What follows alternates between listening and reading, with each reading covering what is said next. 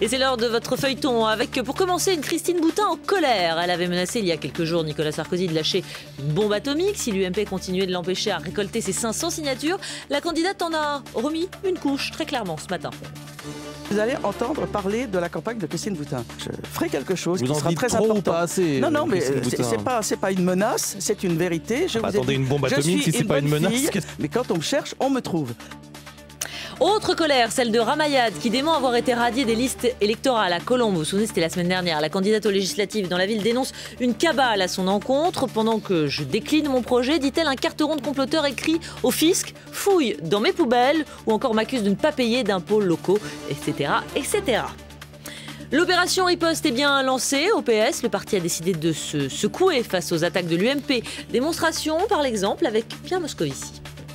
Le 2 janvier, nous serons à pied d'œuvre parce que nous savons que cette bataille sera rude avec tous ces snipers, avec cette UMP qui prend ses désirs pour des réalités et qui est dans la brutalité absolue, dans la vulgarité totale.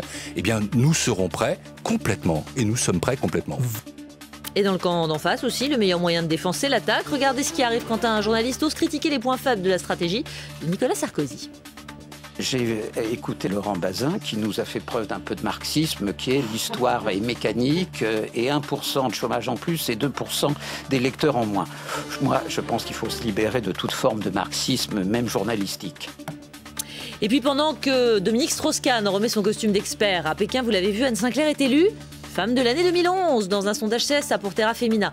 La Mater Dolorosa, la femme trompée, a été préférée aux 9 autres proposées, aux lectrices du site féminin, devant Christine Lagarde, la patronne du FMI, ou encore Martine Aubry. Un choix consternant. Dixit Eva Joly, c'est une triste image de la femme. Anne Sinclair n'est pas un modèle pour toutes, a déclaré la candidate de LV à la présidentielle.